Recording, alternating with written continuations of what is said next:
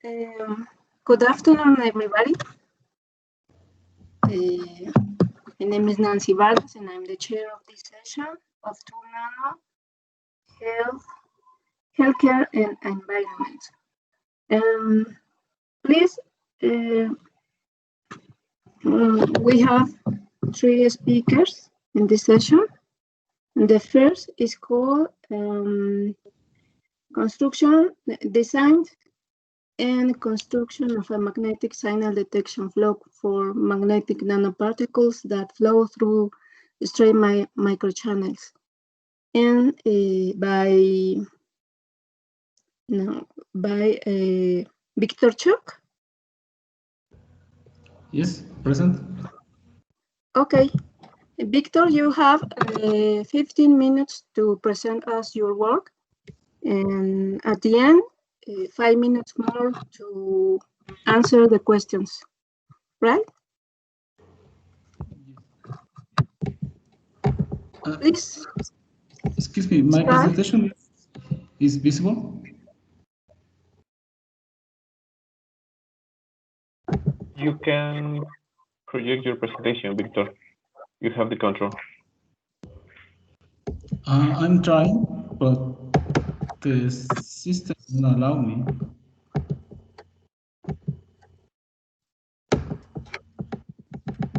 I'm trying to be my presentation visible, but I think it's visible now. Yes, it's okay. Good afternoon, everyone, to all the people present. My name is Victor Chuc. I'm from the Electrical Engineering Department, Electronics section, and the title of my work is Design and Construction of a Magnetic Signal Detection Block for Magnetic Nanoparticles that flow through straight microchannels. In the introduction, the cancer is one of the deadliest diseases of the century. And according to the data from the World Health Organization, 9.6 million from cancer in 2018. The early detection has been proved to be one of the strategies that has the highest efficiency in terms of economic of a country that deals with a very number of people with cancer. One of the technologies that have been recently done or used for the detection or the early detection of cancer is a kind of device which are called lab-on-a-chip. The lab-on-a-chip devices, as the name implies, is the purpose of having a full laboratory procedure in the size of a chip, which main technology, the is used to transport the samples or the solutions through microchannels. But this technology is not enough. In order to perfectly use the lab-on-a-chip device, we need complementary technologies which highly depend on the nature of the object that we want to measure and, of course, the characteristic of the system. For this specific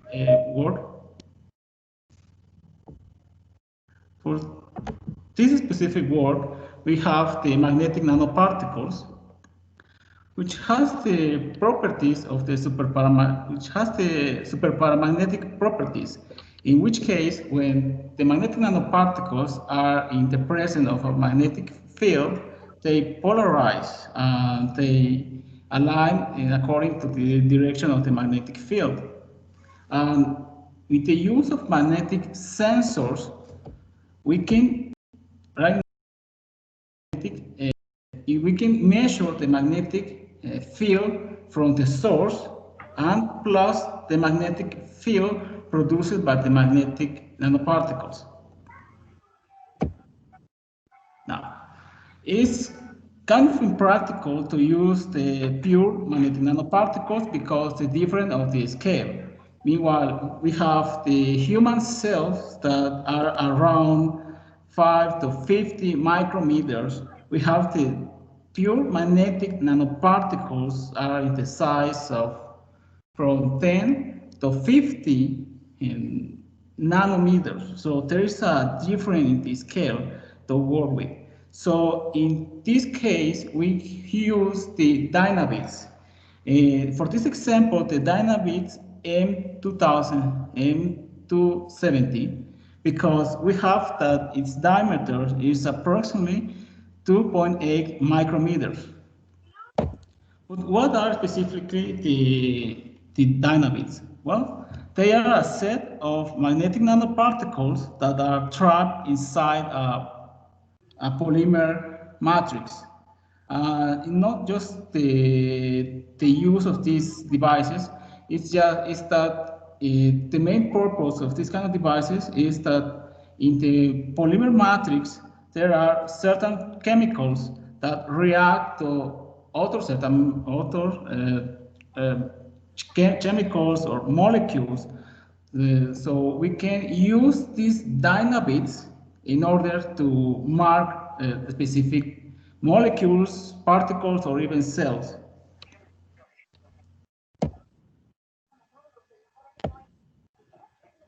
The work that has been done because of these kind of projects came from, well, for this job is from one in 2014, which has used different size of magnetic nanoparticles in order to see the superparamagnetic effect. In the workings of NN and Kokinis, they use different configuration of the nanoparticles and the system for using to steady state or dynamic state and the way they measure the flow of magnetic nanoparticles that pass through microchannels. In the case of FAN, they use the technology of the microfluidic, but in modules. So they can couple different modules of the detection system, the separation system, the containers, and the sink in order to maximize the efficiency of these kind of devices. And using locally, in case of works that has been done in the laboratory, we have the job of the work of Lopez, in which case they use configuration of striped microchannels in two different magnetic sources, one with magnets, another with magnets, another with current lines. The main objective of this job is the design of a magnetic nanoparticle detection device capable of studying cells, integrating a version of a lab on a chip. It's important to say that the intention of this job, the intention of this work is to see the detection of the magnetic nanoparticles, and not for the study itself, but the previous stage, which is the detection of these materials. In order to be capable of this work, we have three secondary objectives, which is the design of a coupling system, the generator devices, one for the movement of the nanoparticles, another for the acquisition system, and finally the analysis of the signal record that we have through the experiment. Going for the methodology, we have the devices that we use. They are the magnetic sensor AH002-02 from NDA company. We have the magnetic nanoparticles that we use are the Dynabits M270. The concentration of the nanoparticles that are in the solution are 5 times 10^6 bits by milliliters.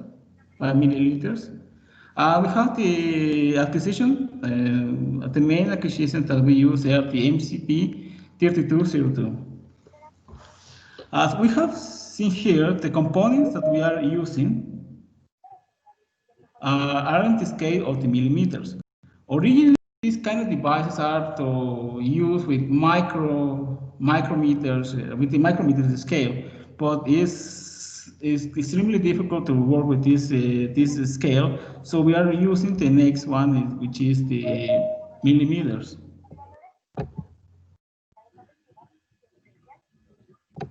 Which is the millimeters. And we have here in the right the image of the microchannel system what we are working with. We have the microchannel, which are in the scale from millimeters that is long, 17 millimeters long, where we have the white and the egg for 0.5 and 60 micrometers, the egg of the microchannel. The microchannel base, which is have here, is where it's contained the system, and the coating is what envelop the microchannel. And we have the circuit board that we built in order to complementary the microchannel is almost in the same scale, and the complete system. And the complete system.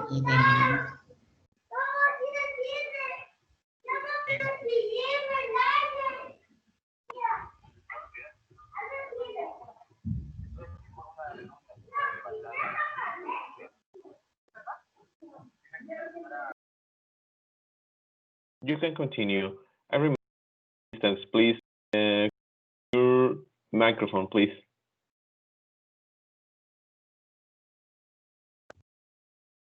Do you hear me? Yes, I can hear you. Yes, I don't know where the noise came, but it's not from my device. Are you going to continue? Yes, you can continue, please. Thank you.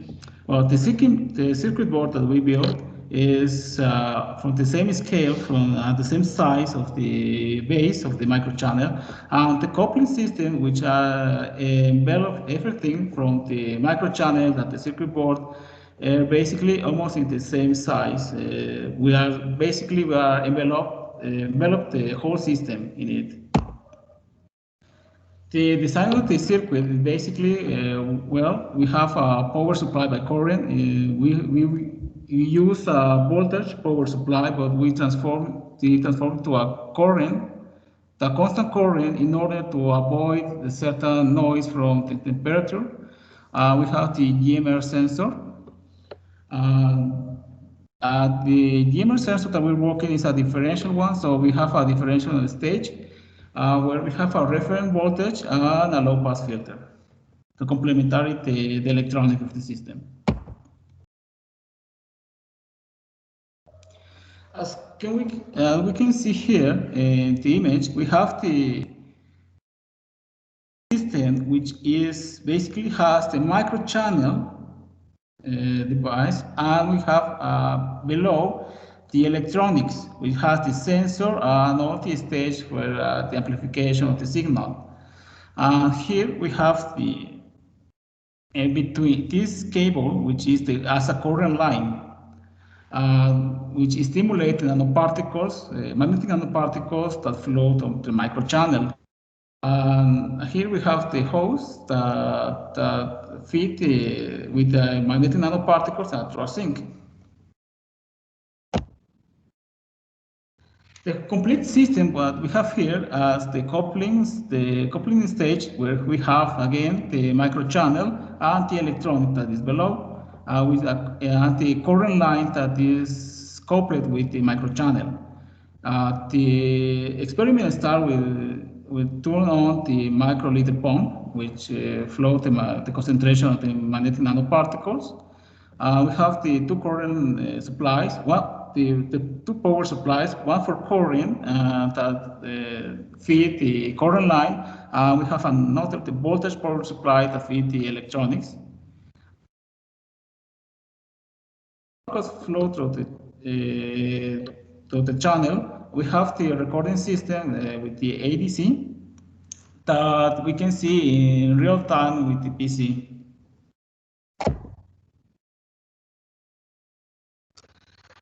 The signal that is captured by the whole electronics, we can first see we have a signal. We have a different signal when we use different different current in ampere. For example, we have from 0 to 3 amperes that we are working with. We can see that the electronic is responding accordingly with the use of the current power supply. We can see that the electronic is responding, and you can see the changes in the electromagnetic field that is near the sensor and in the microchannel.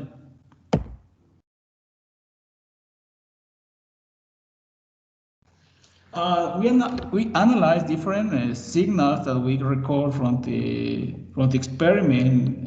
We can see that the basic behavior of this kind of devices, when we have a constant voltage, a constant voltage, because in this time there is no magnetic nanoparticles that is flowing through the microchannel. Then when the nanoparticles are flow through the microchannel, we can see that the signal that we see in the sensor is responding accordingly, and we can see the concentration of the nanoparticles, how it's increasing in terms of that we are seeing the magnetic nanoparticles. We have this tendency curve, this with the yellow one, so it's possible to make an equation that it's possible to make an equation that based on the magnetic signal that we have from the magnetic nanoparticles.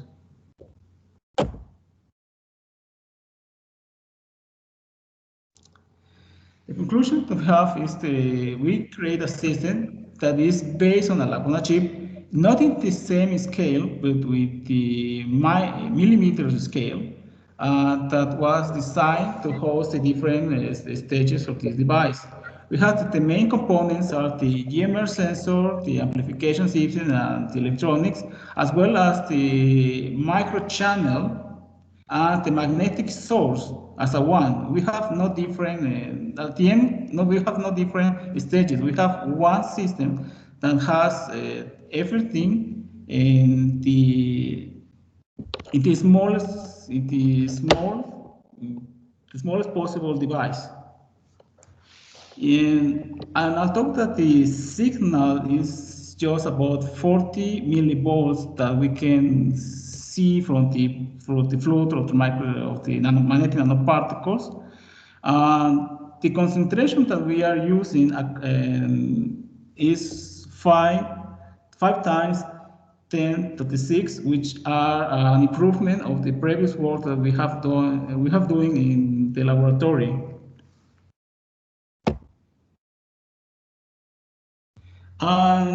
Because we have added detection system as well as recording system, we can now have the complete signal, record the signal, and we can even study the signal in a statistical way. So we can measure or we can make calculations about the number of the nanoparticles, because we have the concentration of the nanoparticles, we have the size of the device at the volume of the microchannel. So with these numbers, we can use it, so we can have an approximation of the number of magnetic nanoparticles. And with this number and with this concentration that we can record, we can possibly use it to make quantification of biological agents when we work later in these kind of devices. And that would be all my presentation.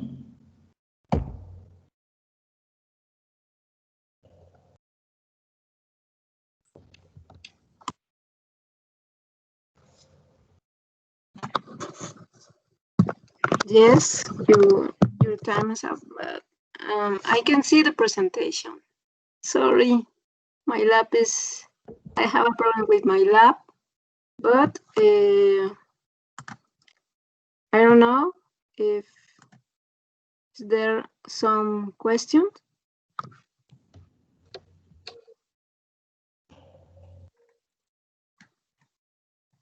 Somebody? Okay. Juan Carlos?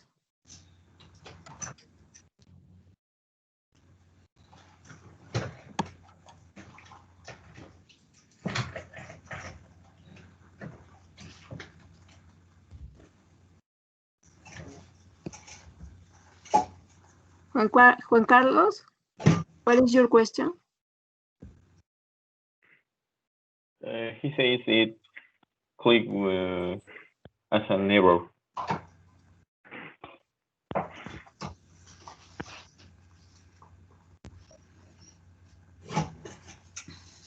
I think we can continue with Arturo Vera. Yes, I have a question. This project, I think that is very interesting. And I have a question concerning the resolution of the system. How many nanoparticles your system is capable of detect? And another question is if that resolution is enough to detect cancer cells. Well, the concentration of the magnetic nanoparticles that we have in the solution is 5 times 10 to the 6. And we have the volume of the of the microchannel. So by using the volume and the concentration, it's approximately 300 nanoparticles or 300 magnetic nanoparticles that flow through the microchannel at the same time. But we have here this image that the sensor is smaller than the line of the stripe microchannel. So we are possibly seeing less than these 300 magnetic nanoparticles. But we have this number for now, and the change of the signal is 40 millivolts. So that depends on the characteristic of the ADC system. So if we are using one with less, one with more resolution, so we can even detect more, or we can even see the changes. So the second question is about yes, about we can use it for a clinical application. Is that enough, that the resolution, or do you want to improve your resolution? Right now, the resolution is we can say that it's only 300 magnetic nanoparticles that we are seeing, but we can see less by improving the ADC system first. And so we can possibly use it to quantification of cancer cells. More than quantification is statistical studies. So we can, using the concentration and the volume and the recording of the signal, we can have an approximate number of cancer cells when we study this in later works. But this is only a base that we can detect the signals and we can record it. Okay. Okay. Thank you very much.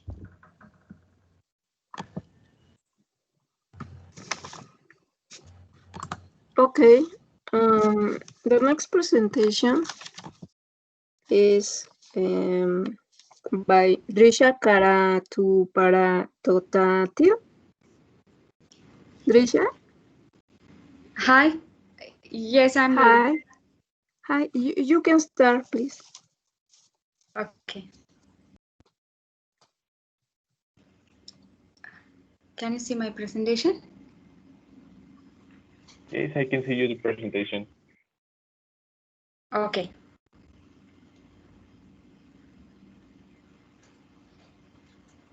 Good afternoon, all.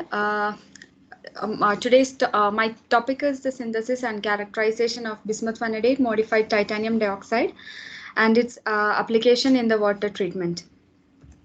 So I'll start the introduction with the photocatalysis, and we know about the chemical catalysis, which is the process of accelerating a reaction using a chemical compound which will not directly take part in the reaction. And here in the case of photocatalysis, the light accelerates a chemical reaction. So photocatalysis has several applications from medical to the environmental applications. And so for the process to begin, we need a photocatalyst. So I have chosen a titanium dioxide, which is an established photocatalyst. I have chosen it because of its abundance, good chemical stability, and due to its non-toxic behavior and also the low cost. But there is a slight drawbacks of titanium dioxide, that it is having a higher band gap of 3.2 electron volt, which belongs to the ultraviolet region, and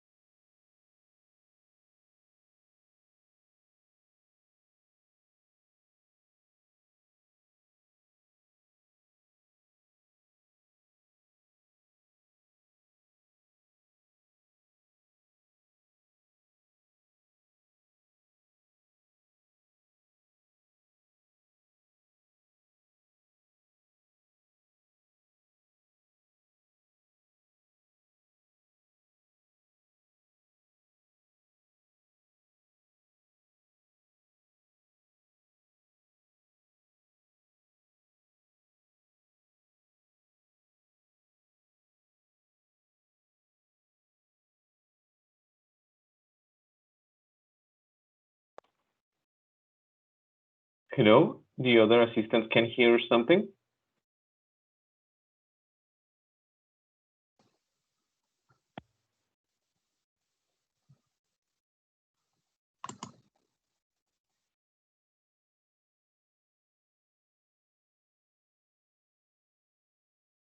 Hello, Dr. Nancy, can you hear me?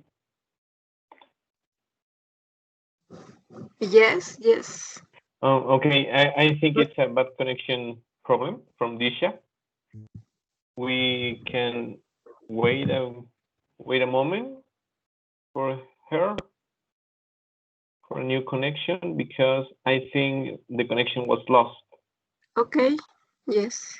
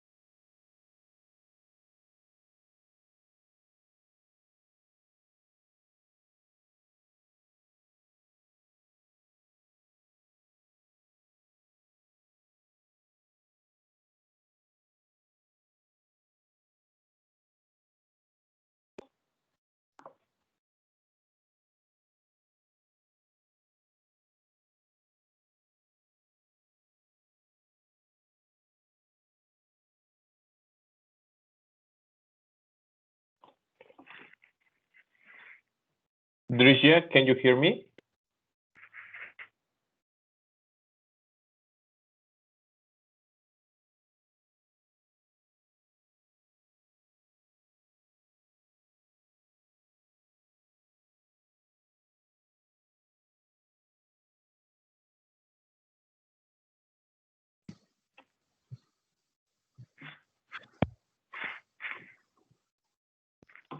Dr. Nancy? Yes, I think I that think we can continue with Christeena. yes, because the end. Yeah, the status of Drisya is disconnected. So I think we can continue with Christeena. Yes.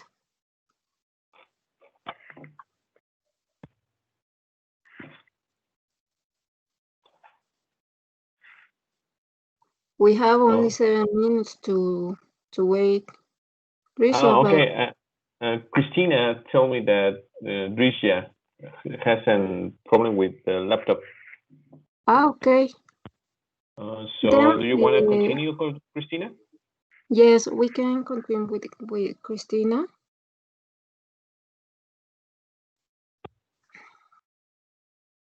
Are you there? Hello, ma'am. Hello, good afternoon. Please start with your presentation. Okay, whether Drisya can present it after me? Her Yes. lap is showing some trouble. Okay, there's no problem.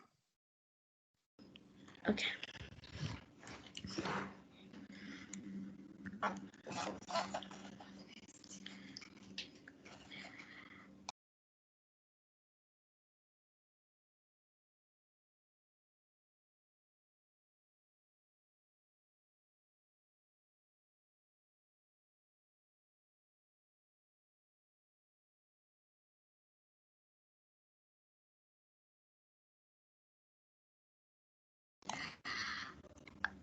Hello, ma'am. I can share my screen. Okay, thank you. Christeena, now you can share the screen with us. Sorry. Okay, thank you. Yeah. You're welcome.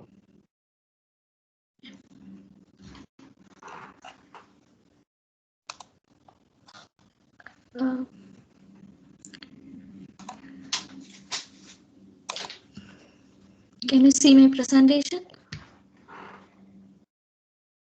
Yes, Christeena, Hello? we can see your presentation. Yeah, thank you.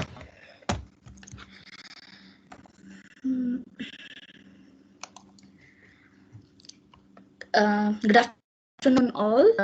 Myself, Christeena Theresa Thomas, and I'm from Programmer in Nanoscience and Nanotechnology of Sinvesta. And I'll be presenting on the topic graphene oxide bismuth vanadic nanocomposites for Escherichia coli K12 photocatalytic inactivation. So this presentation includes aim, objective, introduction to the water crisis, photocatalysis, methodology, results and discussion, and conclusion. So the aim of this work is to synthesize graphene oxide, a bismuth vanadic nanocomposite, and this synthesized composites will be characterized for the conformations, and finally the composites are used for the disinfection activity against Escherichia coli K12 or E. coli K12. Moving to the introduction, we all know that water is an important part of our life, and this 21st century we face as the water crisis. And as per various calculations, by 2025, nearly 1,800 million people will be living in the regions with absolute scarcity. And it is said that one of the second biggest killer of children of this 21st century is by the intake of unclean water.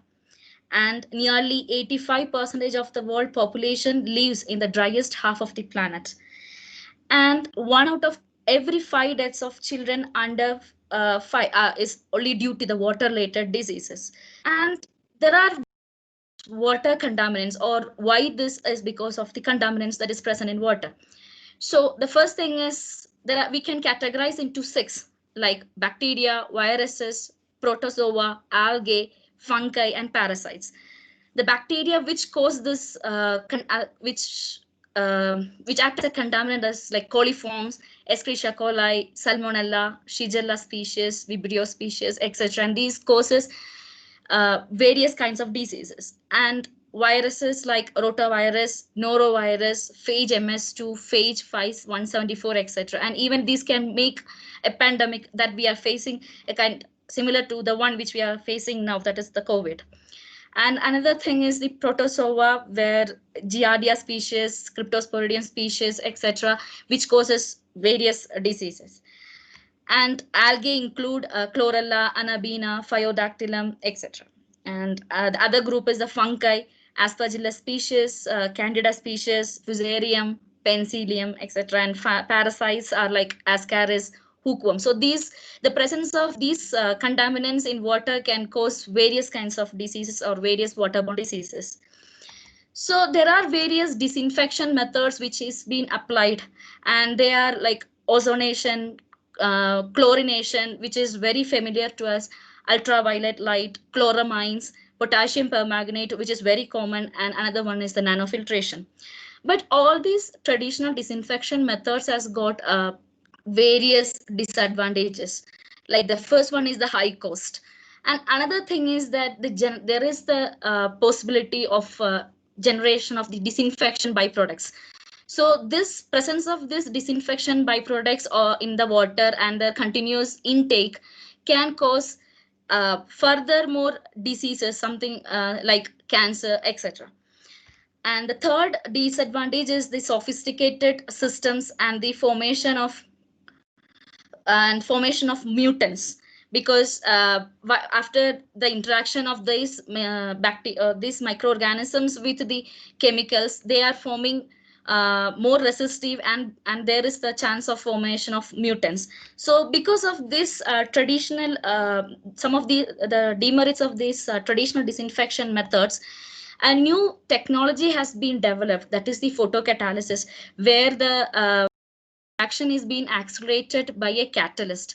So here a photolytic killing of the wide spectrum of microorganisms are occurring, and it can degrade various kinds of organic pollutants. So here this image shows a general photocatalytic disinfection mechanism, and it is being explained by TiO2, which is the main most well-established photocatalyst. And here what is happening is once a particular photon energy light has been fall on a photocatalyst, the band gap decreased, and there is a generation of reactive oxygen species, that is ROS, which is very important for the photocatalytic disinfection. And this reactive oxygen species can do the cell membrane oxidation of the bacterial cell, and finally this causes the protein inactivation and thus the killing of cells. And this is the general photocatalytic disinfection mechanism. So for a photocatalysis to happen, there should be a photocatalyst. The first thing which I have chosen for my work is the graphene oxide, and it has various applications in water purification. So there are many oxygen functional groups which is present for the graphene oxide, like carboxyl, ketone, epoxy, and hydroxyl groups. And these functional groups have the ability to act as an adsorbent, as well as strongly interact with various kinds of ions or any kind of pollutants in the aqueous solution. And because of their hydrophilic nature, and they have large negative surface charge, they can effectively remove any kind of cationic impurities by electrostatic interaction. And another advantage is that this graphene oxide have a pi-pi interaction between the pollutants, and thereby it is a plus point. And another thing is it is having large surface area. But when we go with all these positivities, there is a demerit they undergo transformations in water over a period of several months after couple of months. So to improve the efficiency of this graphene oxide for the environmental applications, the nanocomposites have been formed, and by anchoring them with with the special functional groups and various nanomaterials. So for that, I have used bismuth vanadate, which is an effective, well-known visible light-driven photocatalyst, and it has got a very narrow band gap, which made them very more available to work under visible light. And it is resistant to corrosion, and it is having low toxicity and also low cost, and it is also known for their good antibacterial property.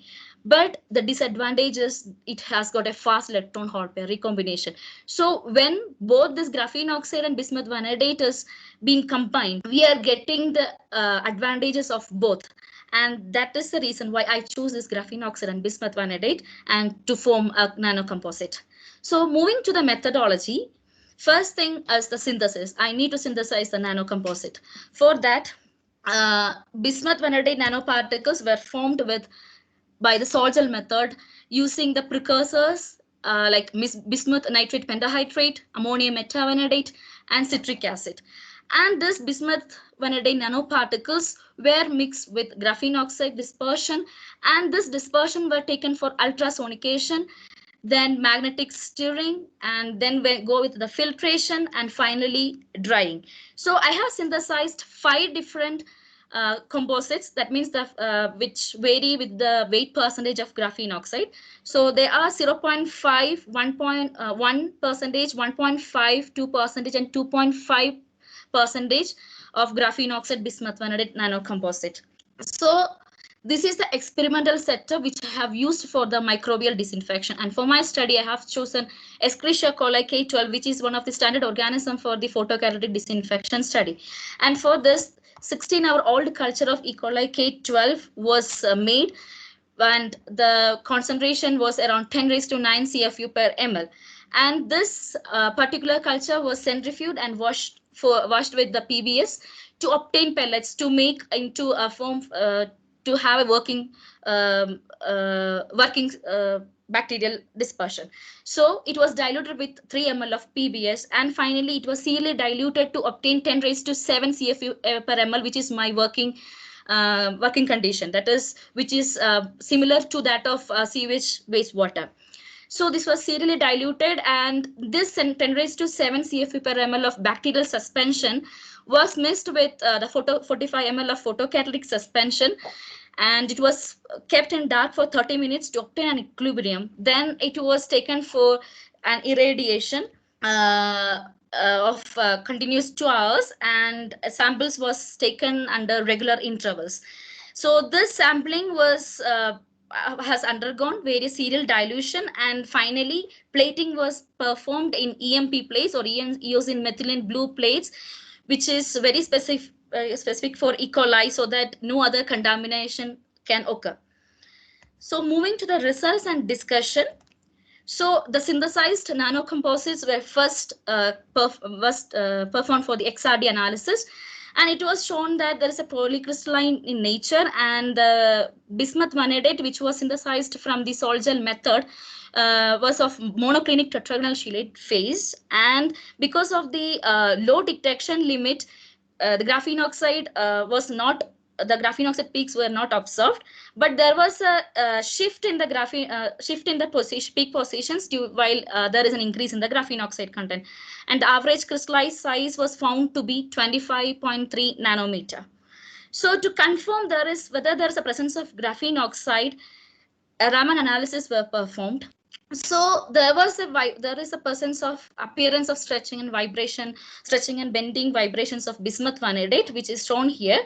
And when we zoom out in this position, we could see the bands, the D and G bands of the graphene oxide, and thus confirm that the nanocomposite is being formed, which is the combination of graphene oxide and bismuth vanadate. And then UV visible spectroscopy for the analysis of band gap was performed, and from the reflectance, absorption coefficient was analyzed, and from this the band gap was identified, and a small shift was observed towards the visible region after the introduction of the graphene oxide. And this shows that there can be the reduction in the rate of electron hole pair recombination. and thus helping in the photocatalytic disinfection activity. And from the photocatalytic disinfection, first was to check which composite is performing good, and it was shown by the experiment. It was shown that 1.5 graphene oxide bismuth vanadate was showing around 90% of the inactivation, and therefore for the further studies I have chosen 1.5 graphene oxide bismuth vanadate nanocomposite. So, and thus with this 1.5 graphene oxide, I have played with the dosages like 0.1, 0.575 gram per liter, 1.05 gram per liter, 1.5 to 5 gram per liter, and 2 gram per liter. And it was saying that this 0.1 gram per liter was showing good disinfection activity. And this picture shows the spread plated petri dishes of EMP agar, and this is how it was in the initial reading. And after 30 minutes, almost the cells were only some cells were seen. That means there is the disinfection activity. So from this research, it was found that 1.5 graphene oxide was the best nanocomposite, and it was showing around 90% of disinfection, that too in 30 minutes under visible light irradiation. And the main advantage was that it was using only a very low dosage, that is of 0.1 gram per liter, and that was for a bacterial concentration of 10 raised to 7 CFU per ml, which is similar to that of the sewage wastewater. So to be concluded, through the sol gel route, bismuth vanadate nanoparticles was synthesized, where I was able to obtain 21.3 nanometer in size, crystalline size, and the formed bismuth vanadate nanoparticles were incorporated with the graphene oxide using a very simple blending process without, that means no any sophisticated techniques were used. And I was able to synthesize 5 different ratios of graphene oxide bismuth vanadate nanocomposites of, and here the weight percentage of graphene oxide was varied. And basic characterizations were performed for the synthesized bismuth vanadate as well as the nanocomposites. And the formation of this monoclinic chelate bismuth vanadate nanoparticles was confirmed with the XRD spectra. And due to the low detection limit of the graphene oxide in the nanocomposite, it was taken for the Raman spectra. And but the XRD spectra shows that it was of high crystalline quality with no impurities. And the Raman spectra confirmed the formation of monoclinic bismuth vanadate nanoparticles and the presence of graphene oxide in the composites by the D and G bands. And the band gap analysis proved the shift towards the visible light region through a band gap engineering. And therefore, to finally conclude, as synthesized nanocomposites were used to perform a photocatalytic disinfection study using E. coli K12, giving 90% of antibacterial activity by 1.5% of graphene oxide bismuth vanadate in 30 minutes under visible light irradiation using a dosage of 0.1 gram per liter. I acknowledge my group, MREB, and also CONACYT for the funding, and thank you. Okay, thank you, Christeena. Any question?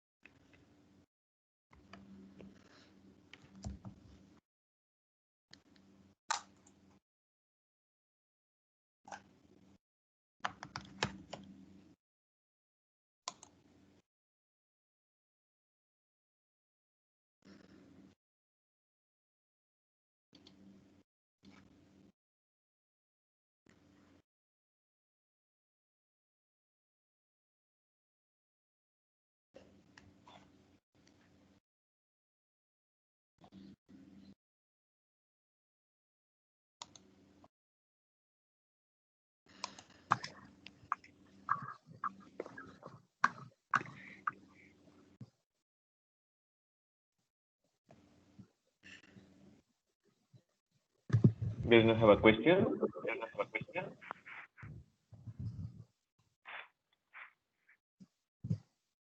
Okay. We can continue. So, Miss Dr. Nancy?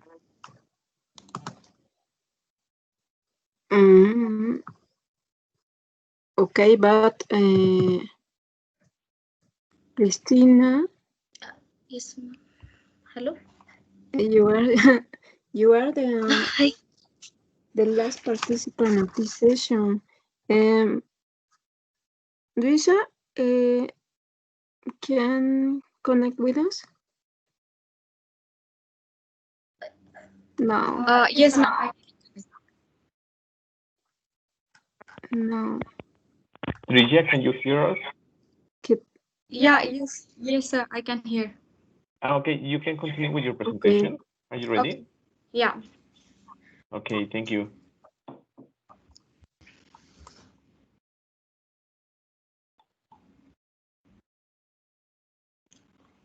I hope you can see my presentation.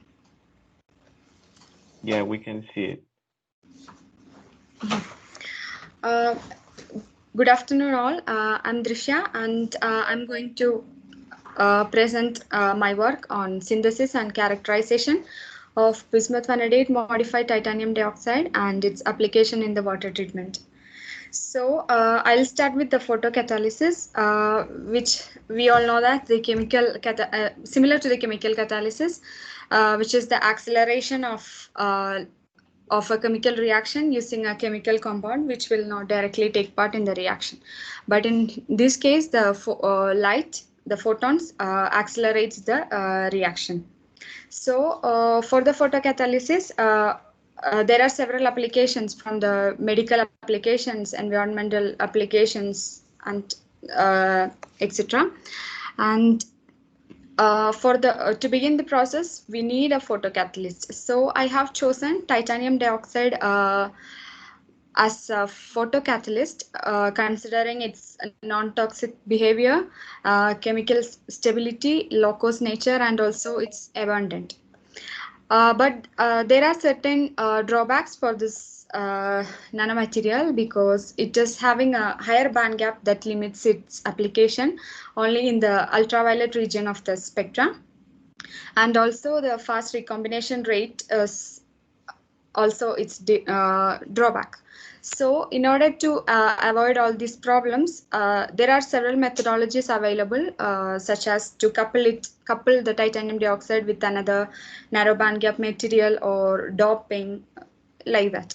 So I have chosen the methodology to couple the titanium dioxide nanomaterial with the lower narrow band gap material. That is, here I have chosen bismuth vanadate with the band gap which belongs to the visible region, that is, and also it has good chemical stability, and also it is having a non-toxic nature. And also Mexico is the second largest producer of bismuth in the world. And usually in photocatalysis, when the photons of energy which is greater than the band gaps of the semiconductor, the electrons from the valence band get excited, and they creates electron hole pair, and these electron hole pairs constitutes for the oxidation and reduction reactions for the photocatalysis.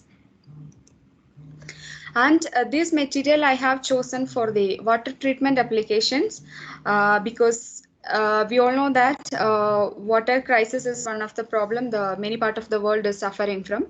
So mainly here I concentrate on the arsenic removal from the drinking water, because arsenic is one of the heavy metal, that is a poisonous heavy metal, which is present in the water of many areas. And due to the long-term exposure of arsenic, there can have several health effects. It can have several health effects, from skin, nervous system disorders, and cardiovascular and respiratory system disorders, and also it is cancerous. And the arsenic is getting into the water through different industrial activities, such as tanning and paints industries.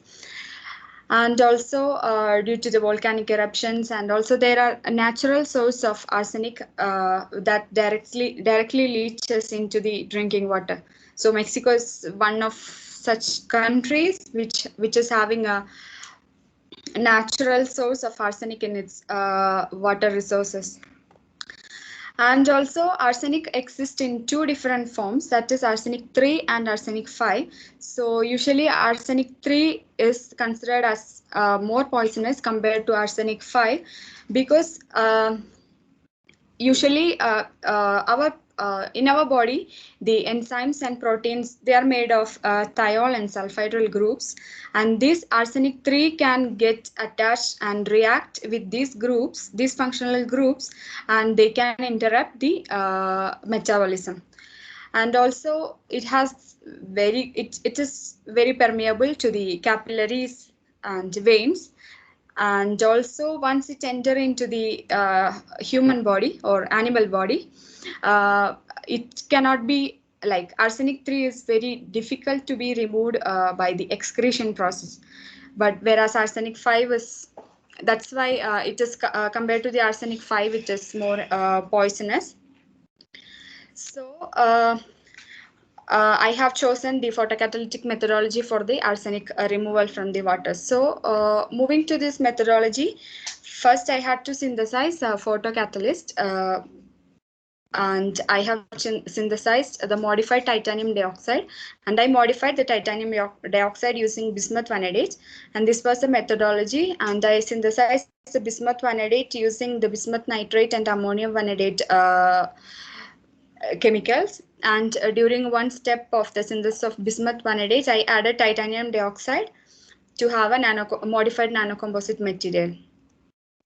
And this was the experimental setup I have used for the photocatalysis. And here we have used simulated sunlight with an intensity of 500 watts per meter square. And also for the test of arsenic degradation, arsenic removal, I have used a sample solution of arsenic trioxide, and this sample solution was of concentration 2 ppm, and this during the after the irradiation, the arsenic sample solution was collected in each interval, and this arsenic solution, these aliquot sample solutions were further added with the ammonium molybdate, because I have used a molybdenum blue method for the quantification of the arsenic, residual arsenic. So in each interval, I have tested for the presence of the residual arsenic depending on the color generated by adding this ammonium molybdate into the aliquot solution, and it was having an absorbance around 870 nanometer. So depending on this intensity of this absorbance peak, I have measured the residual arsenic present in the aliquot samples. So moving to the results and discussion, here is the diffractogram of the modified nanocomposite, which is in comparison with titanium dioxide and bismuth vanadate. And I could see the material kept good crystallinity, and also I could the presence of bismuth vanadate couldn't obtain because of its very low stoichiometry, and that was very it was above the below the detection limit of the diffractometer. And in the case of modified titanium dioxide, that is with the 2% of bismuth vanadate, I calculated the crystallite size, and from the original titanium dioxide, there is a slight increase in the crystallite size once I added the bismuth vanadate. And also from the Raman analysis, I could see good crystalline behavior of the material, as well as all the phases from the anatase titanium dioxide was observed. And here also, same as the diffractograms, I couldn't observe the vibrations from bismuth vanadate due to the lower detection limit. And here is the band gap analysis of the materials. For the modified 2% modified titanium dioxide with 2% bismuth vanadate, I could see a slight decrease in the band gap value from its parent materials, titanium dioxide and bismuth vanadate. And this could be due to the overlapping of the bands. And the both materials were of indirect band gap materials, so I calculated the band gap in that way. And moving to the morphological analysis, here for the modified titanium dioxide, I could see a spherical agglomerated morphology. And in this case, I could see the presence of bismuth, vanadium, and titanium from the EDS chemical analysis. And this presence of bismuth, vanadium, and oxide, which was not recognized by the X-ray diffraction and Raman analysis, but here I could see the presence.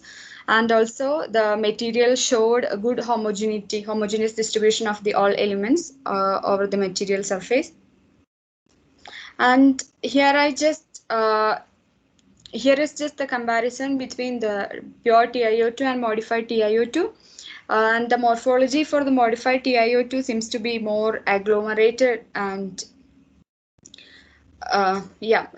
more agglomerated, like agglomerated spherical particles. And I have carried out the surface area analysis, and from the for the titanium dioxide alone, obtained the surface area of 56 meters square per gram, and for bismuth vanadate it was 29.5, and for the modified titanium dioxide I have seen around 58 millisquare per gram, and also calculated the pore size of the modified titanium dioxide, which was shown like around 20 nanometers, and which belongs to the range of 2 to 50 nanometer, between which is considered as a mesoporous material. And moving to the photocatalytic test results. So here from the first bar diagram, it can be seen that the modified nanocomposite was having a degradation, was having the efficiency of removal of arsenic, complete removal of arsenic within the 60 minutes, whereas the normal titanium dioxide alone have shown nearly 86% of removal, and bismuth vanadate alone have shown almost negligible activity. And also there was no effect from photolysis as well as adsorption.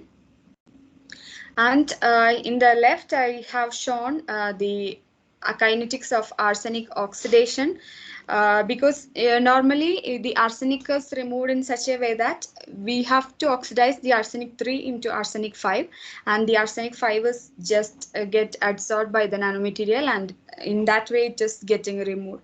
So within the preliminary 50 minutes of irradiation, I could see a complete conversion of arsenic 3 into arsenic 5. So normally in water, along with the targeted contaminants, there can be the presence of another contaminants also. So I had to test the effect of another contaminants present in the water over the arsenic removal process. So I have tested the presence of how the presence of another microorganisms or other organic compounds affecting the arsenic removal. So to test that, I have chosen Escherichia coli as a model microorganism, and acid blue 113 as a model organic compound. So it is observed that when it was present, the organic contaminant, I couldn't see like any interruption from that over the arsenic removal. Whereas when we use the microorganism contaminant, that is E. coli, there seems like a decrease in the arsenic removal, and it seems the microorganism get attached or get adsorbed onto the nanocomposite, so that it blocks the active sites of the nanocomposites, and in such a way that it can reduce the photocatalytic activity, because once we know that the photocatalysis is a surface process, so once it blocks the surface active sites, there won't be enough available sites to perform the photocatalytic activity. So in that way, the E. coli was blocking the process. And moving to the conclusion, I have synthesized the anatase, modified anatase titanium dioxide by introducing bismuth vanadate and by a Solgel methodology, and the XRD and Raman analysis have confirmed the good crystalline material, and as well as there observed a slight change in the band gap of the material due to the introduction of the lower band gap bismuth vanadate. And the surface area analysis have shown the material is of mesoporous nature, and also the arsenic test has been carried out under the natural pH of the material of the sample solution, and it observed almost a complete removal within 1 hour of the irradiation. And the effect of another pollutants present in the water has also studied, and it is observed that in the presence of organic compound that doesn't interfere, whereas the microorganisms interfere the arsenic removal process.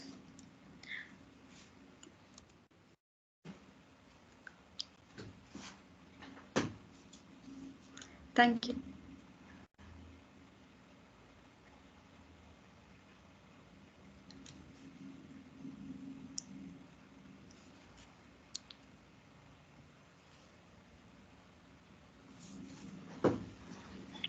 Thank you, Drisya, for your presentation. Is there some question?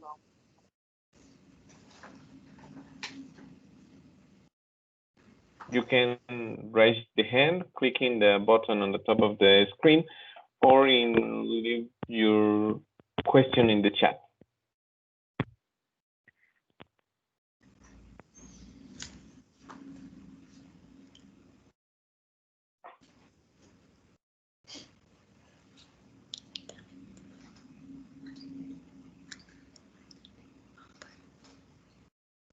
No one question?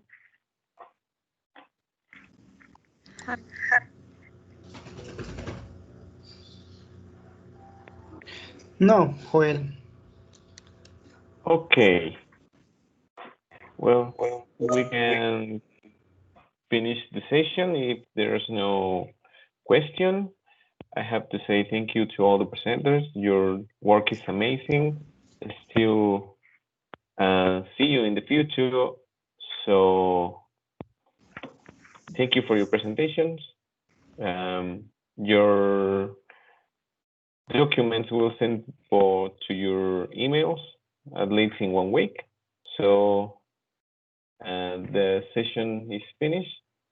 Thank you very much for your assistance.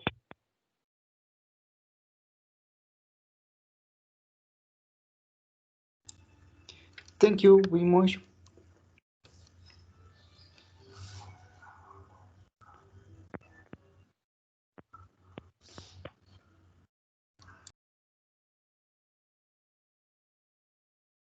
Dr. Nancy, something to say?